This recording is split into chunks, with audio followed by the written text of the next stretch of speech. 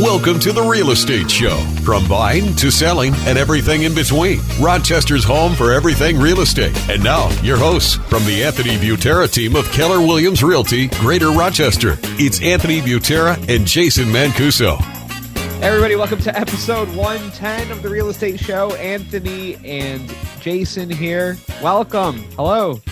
Thank you. 110 years. Crazy, though. We do it by the year here. 110 years on the air. I feel That's good. awesome. Yeah, you look great for 110. Thank you. After all the stuff going on in Texas, should we be grateful for our high property taxes now, or? Yeah, it's crazy, huh? Yeah, I mean, I don't know. What's news anymore? It's getting deep. Like, yeah, I don't freaking know. I can't watch anything anymore. Which is scary because I kind of have to form my own realities, and I'm not living reality. Yeah, that's even scarier. Yeah, no shit. And then we got hit with snow here. We survived. Well, the Texas thing is like, and just anywhere in the South. I mean, it's so true, right? You know, you get snow and they shut it down. I mean, it sucks what's happening with whatever's happening, you know, power grid wise and shit like that. But, you know, it's just like, we know up here, okay, power's out. Turn the water off, drain the lines, right? Yeah. Like, it's a different world. They don't, you know, Also, they never experience it. So why would they know, right? If I lived in Texas, I wouldn't even own a coat. Right, yeah. I'd be like, what do I need Why would blankets you? for? I'm in Texas. It's a desert. I was in Dallas years ago, and it was like not a snowstorm, but like to them it was, and it was like just, you know, like that a little bit of wet snow that didn't stick. It was literally, you know, like rush hour, and there's nobody on the highway. Yeah. You know, I'm flying. Jason was flying in his Ford Festiva. Yeah, rental car. Yeah, they don't know how to react to that kind of stuff, right? I mean, we're so used to it. It's like ugly women in Rochester. We don't even like do a double take and go oosh, right? It's like it's what they look like around here. I'm putting that on my next Valentine's card to my wife. You got that Rochester look to you. You're a Texas. You're a Texas 3 and a Rochester 8. Yeah. Yep. Does the snow match the curtains? What a dick. Thank you. All right. What are we talking about today? Talking about aesthetics. Yeah, I got a list here. It's true. Good segue. Yeah. See that? I got a list here of the year's 8 biggest kitchen design trends. And obviously I want to see your opinion on them if some feel ridiculous to you. But what's something in the last couple of years that maybe was popular, but now is just like, oh, that's so 2019, you know? So, yeah, for me, it's there's a lot of ugly backsplashes that were popular for a really short period of time. Like any backsplashes or just like a certain type? Certain ones, like people were doing like stainless steel tiles. And then they would mix like brown and orange tiles. And it's like, this isn't, it's like the lobby at Caesar's Palace. And like, it just doesn't work anymore. Right now, everybody's like, it's funny because everyone just ends up going back to the timeless stuff. And now everyone doing backsplashes, 90% of them are, you know, the white subway tiles, which have been around forever. Yeah. I'm probably going to be more silent in this conversation than Anthony. I still like oak cabinets and laminate countertops. So nobody. Well, that's kind of like Rochester women, right? So like, no one likes them, Jason. I think people just settle over time, right? Okay. Yeah. Well, I mean, you know, trends always take place. I mean, oak cabinets is a great example, right? You know, I guess like early 90s. And now 80s. everybody, 80s, 90s, now everybody wants white cabinets, for example, in the kitchen. So I'm curious what you got on this list, Mark, and we'll dumb meatheads will decipher through it, and we'll see if we can pretend to be experts on it. I always tell my clients, like, I am not your fancy real estate agent. I don't know what that fancy trim work and shit is called, but it looks good. It looks good. Looks expensive. You're in business. Is that in the Zillow description? Yeah. I don't know what that fancy shit is called. Fancy shit is called, but I don't know what the kids are doing. All right, let's go through. So these are the big trends for 2021 when it comes to kitchens. Larger kitchen islands. Islands are no longer just a place to slurp down cereal before heading out the door. Instead, homeowners are increasingly using their kitchen islands as work, study, and leisure area in addition to a place to prepare food. So, I mean, I know large kitchen islands are big, popular, but this is like, from what the pictures that I'm looking at, what they're trying to say is like an island that is so big it can hold maybe 12 to 14 people for a meal. Wow. And with a sink in it, it's like massive. Yeah, so I mean, it is highly desirable, right? And what has happened is dining rooms have like gone out the door, right? So like if you bought a home that was built prior to, I mean, really like the last probably 10, 15 years, what you see is the formal dining room, which was the original intent of that floor plan. It's being used for something else, right? Like a secondary living space with a couch and TV. So the kids can go and watch. What do kids watch? Barney? That's still Bluey? Yeah. Barney's not around. All right. Kids can watch. That's another freaking podcast in terms of what kids are watching these days, because I'm so confused. You could TikTok specialize dances. in that one. Yeah. So what they're doing is they're creating larger kitchens, and yeah, the islands are really big because not many families, I shouldn't say not many, but lots of families, like it's not like it was where it's 6 o'clock, it's dinner time, we're all going to be here. A lot of people are working different hours, doing different things. The kids got sports, so everybody's kind of eating on the fly when they get a chance, and it's easier to pull a stool up to an island than have to sit down and make a table. Not to be like too practical or pessimistic, but my knee-jerk reaction to that was like, you got to have the size of the home to pull that off, right? You know, your standard, even just 2,000 square foot colonial, you're probably not going to have the dimensions to get that to work, even if you're tearing down walls and stuff. So that's one aspect, and that's I don't know if this is where it's going, but like if you're thinking kitchen remodel based on trends, like you gotta you can dream up anything, but I would say it's more prevalent. Are you building a new house, or can you make it fit? So I think it's more prevalent in new construction and what people's desires are for kitchens. All right, so the next big trend that they're saying, so we're talking about how, getting rid of the dining room, having bigger kitchen stuff, but people notice that they're missing out on their privacy. So off the kitchen, you're starting to see more of like these tiny, small office homework nooks that have a door and people can go and it's got a desk and, and they can do. So like a den room or like a den study. Tiny. Almost like a tiny, it looks like it's just like a tiny desk, like just enough for like a desk and maybe some cupboards. Like a phone booth? No, bigger. 3 phone booths put together. Okay, 3 phone booths. So not a den, not a room. A closet. Closet. That's interesting. A walk-in closet. It's almost like a walk-in pantry I can envision. Yeah. I don't know. I've never seen it. You know what my response is as a parent? You want your privacy? Go buy your own friggin' house. Get your ass on that kitchen table and do your homework, Junior.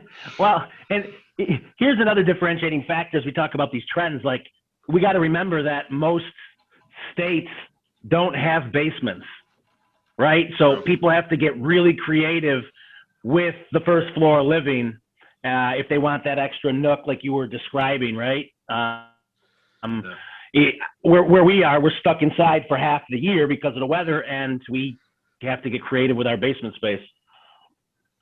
Just made me think, what do all these other people without basements do with other shit? they just not have stuff that piles up throughout the years.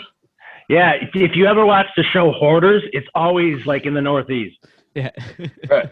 Yeah, they got the room, and then just but you got to remember, like, I don't know, like I've been down south, and what happens is like you'll see like old dressers and file cabinets right in the front lawn. The Bible Belt's really big with that. You mean South Gates or? No, not Southern Gates, which is beautiful this time of year. Yeah. I don't know if this is what Jason was talking about. What kind of cabinets did you like? Did you say pine or oak? Oak. Brown. I'm a brown guy. All right. Well, this is right up your alley then. A revival of wood finishes. But There we they're go. saying it's paying homage to like vintage 1970s kitchens. Yeah, so like let me be clear. I have nothing against like oak cabinets or wood finish cabinets, but like there's a setting where they work, right? So like I have a home that's on the water, and I had custom cabinets made and they're blue. I wouldn't do that in my other house. It just wouldn't go, right? So I think the problem that Jason doesn't understand is that like, yeah, the oak cabinets are fine, but not when the rest of your house is, you know, more modern, or right. like, you know, lodges, that would make sense to have wood cabinets. I personally like, I'm not a fan. And that's why you're seeing so many people having their cabinets professionally painted, and they're typically going white, right? Yeah. White's is this on this list at all? White cabinets, or are they bring back the wood finish? They say wood finish, and then we can skip to this one. They say they go the opposite. They say darker hues. Yeah. More of them. Yeah. I mean, you still see a lot of people putting in like a darker maple cabinet. See, that's my style. Like it's not that I don't like white cabinets. Yeah. I'd prefer like a maple. Yeah. But I know like that, like over, I think, I don't know, maybe even like 10, 20 years ago, maple finishes, those wood finishes were in, and then white came on the scene in the last, 5 to 10 years at most, really, right? Yeah, and I mean, what we're really seeing is, and I would never in a million years think that would look good, but like I'm seeing green new cabinets and a ton of gray, right? Like gray cabinets are like a shelf item now at Lowe's and Home Depot because those have become really popular, right? Yeah. Yeah, I feel like the grays, like fluorine, everything is in the paint. Is, you know, the tints of gray is really in. It is, and to me, it's too risky, right? Like I feel that's my thing too. That's what I was just gonna say. Like I wouldn't want to like, you know, remodel a kitchen on some, you know, unique flavor or color, and 5 years later it's out of style and you got to sell, and somebody wants to blow it up. And what I hate worse than the oak cabinets is the 90s through early 2000s whitewash cabinets. Yeah, right. I don't know. I have a tough time with that. Those the plastic type of white cabinets, right?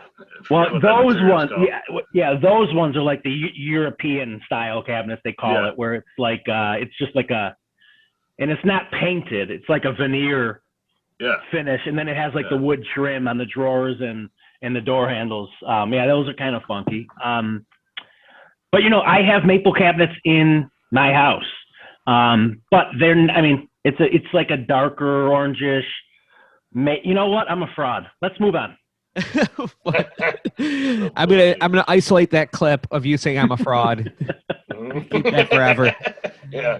All right. So next, the hot trends for kitchens in 2021: handleless cabinetry, where just no knobs or anything, just a seamless design, creating an effortless flow throughout the kitchen, and it kind of gives it a futuristic look. So how do you open it? Is there a button? You got to put your little fingers in there. I don't know. Pop it open. Yeah, I mean, the hell is wrong with people? Next. Could you imagine like Jason's Yeah, like fat sausage fingers trying to open drawer. And like Jason was just like, he's grabbing a plate and he already tried one of his wings and like the wing sauce. And right, like that. This is a real life practical scenario. I've noticed that, like, honey, get a plate, you animal. We remodeled our kitchen and we did like part ourselves, part like, professionals coming in and doing it. We took out a bunch of cabinets, we put shelves, and we put like, we have such a small kitchen, so we made sure that we got do like the open shelves, you mean? Yeah. We don't have any cabinets on top anymore just because it's such a small kitchen. We're like, it's just like, and they were crappy. So we put shelving up, and then we have the waste basket or the trash can that like is on the rollers, so you can put it under the sink and then it'll roll out. Yeah. And ever since I moved it there, because we just used to have a trash can, I noticed my cabinets just have grease smudges all over them for people trying to, reach for the trash can, just like nasty grease all over my cabinets. I'm like, oh, this is gross. Do you not have handles either? Is that we have handles, but I have disgusting children that just like touch it. Yeah. They call them dependents. All right, next one. Smart technology everywhere. Those, you got to have a screen on your refrigerator so you can see inside of it. All those bells and whistles. Yeah. I mean, I could see, I would want like some built-in speakers. In the walls or the ceiling, But I figured, the fridge trends are out of control, if you ask me. But how about the smart fridges that like identify when you're running low on something, and like it's crazy. I tell you, like the fridges that have like the flat screen like TV on there, you can watch TV. Well, it's like, I mean, pretty cool. I just don't know like how practical is it, like. And I'm the worst. Like, I'll buy stuff that seems really cool, and then you realize, like, you haven't. And it's like, this thing isn't practical. You realize you could turn your head 90 degrees and look at the TV that's hanging above the mantle. Yeah, that, and like it makes the fridge like $2,000 more because there's a little flat screen TV on it. And meanwhile, like you go in Jason's garage and he has 6 TVs that he paid $120 for. Right? Like it's not that. Only 3 of them. Yeah. The last thing I want is something tracking my awful eating habits. Well, and then that's like the extreme. Like you gotta have your fridge freaking Wi-Fi device tell you that you're running low on milk. I mean, is this really where we're at in society now? Like we're that low functioning of a human population that we can't know that we're out of freaking butter? How about like the personal messages? How about the personal messages send you, like, give you a heads up, it's time to reorder? It's like, Jason, at this rate, you're going to be out of jerky in 72 hours. Swipe left to stop or swipe right to reorder. And why are you still storing Kodak film in the fridge door? Oh, man. All right, the next one, I don't even know. I feel like our grandparents' generation would just, they would quit if this was what they had to deal with.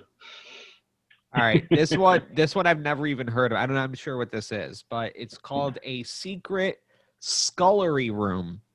And what it looks like is like almost like large cabinet doors that open up into an entirely new room that's smaller, and they have like it's like a baking room. It's got it's almost like a walk-in closet in your kitchen just for baking in this situation. So there's like a speakeasy. It's not so much a pantry. Yeah, it's like a walk-in pantry that you can actually do some food prep in. Dude, is this like a Harry Potter website? I didn't know Realtor.com. These are your people. Oh my God. What you described sounds like a speakeasy, right? It's like, I just saw this recently, not in Rochester, some article or whatever, but it was like a secret door type of thing, and you walk in, and then that's your like walk-in pantry type of thing. it kind of was set up to align, it looked like cabinetry in the rest of the kitchen, but it was just a walk-in room. But it didn't have like an oven in it or anything. But the red room, the new red room. Yeah. I don't know. Like, why can't you just do your baking in the kitchen? I'm not cut out for this shit. What's the next one, Mark? All right, this is the last one. Last one is alternative appliances. They said stuff like, stuff like a steamer, gender neutral toasters, a sous vide, an air fryer. I've seen the air fryers are big. Everybody's talking to me about their stupid air fryers. Sous vide, right? My dad has. That's the last 9 conversations I've had with my dad have been about his air fryer. Yeah. Get some good recipes. But that's what they do. They go all out, and like that's what they focus on. It's life changing. Well, he shows me how he can cook 6 French fries at once. No wonder you're losing weight. You have a potato in here.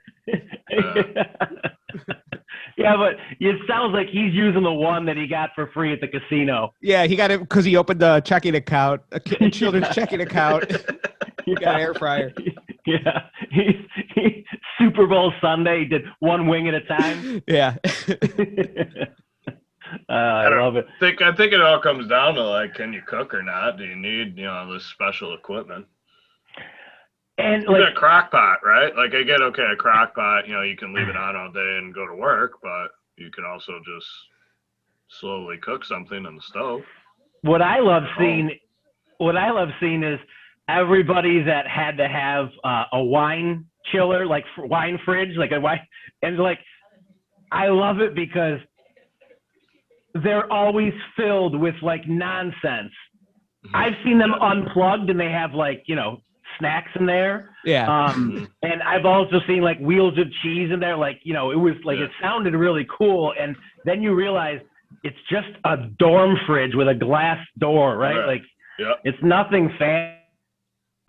Or the empty space because they bought the house and the sellers took it and they never bothered to fill the space back up. I remember I had a chair in there or something. I had families like that I was friends with where they did the same thing with their dishwasher, where it turned into a new cabinet. They were just like, no, well, we don't. This is where you keep the big dishes. They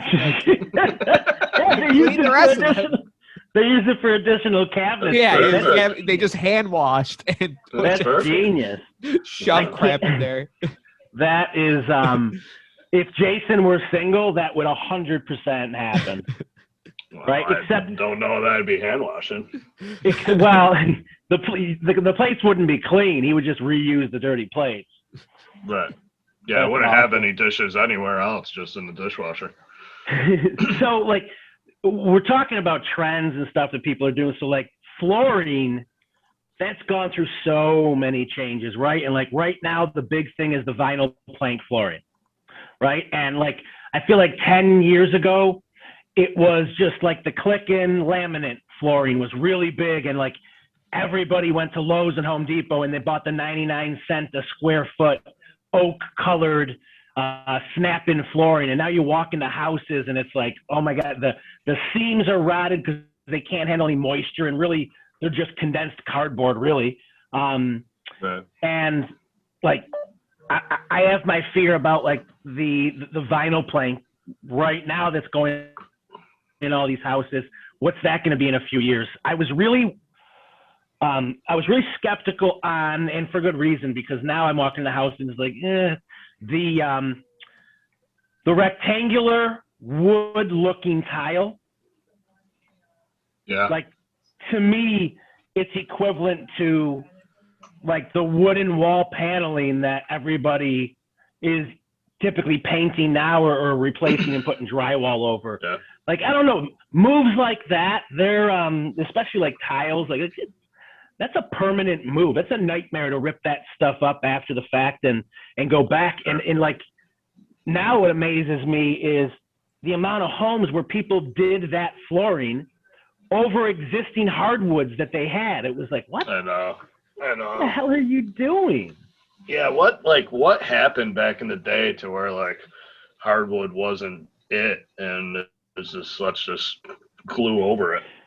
It's because the hardwoods, those beautiful natural hardwoods, is something that they were given. So like, it's typical Americans. We need something extra. We need something different. And they had to get fancy. And then, how about carpeting? How about carpeting bathrooms? Like still walking into houses with carpeting in their bathroom. Oh, it feels so good when you get out of the shower on your feet. Right. Right. Uncle Mario's ball throw remnants stuck on the bottom of your feet now when you get out of the shower, right? Like this is the only thing I ask that we bring back that I don't think we're ever going to. It's the 1970s like conversation pits. Oh, the sunken. Oh yeah. I'm one of those like fake fireplaces in the middle of it. Mm-hmm. I sold a house in Hilton a few years ago. I had one of those, and the guy went over it, just put flooring right over and raised the floor. That's a place for an orgy right there. Yeah, no, that sounds like a good time. Well, and people would do that because, like, listen, people used to entertain. No one entertains anymore. Yeah, we have a pandemic. Well, but okay, so pre-pandemic, how many times did you entertain at your house? Yeah, if I was entertaining, it was bonfire in the backyard. I didn't want anybody in my home. Yeah, and that's like a rarity. That's every once in a great while. Yeah. Like your friend, like trying to coordinate things with friends is impossible anymore. All right, like I'm good. I'm good. I mean, like.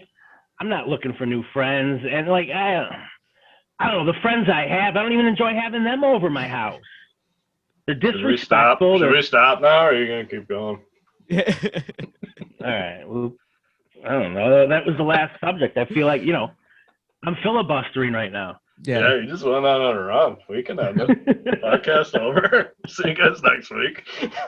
I'm waiting for my invite to the Butera barbecue. Yeah, right. Well, not going to get it apparently.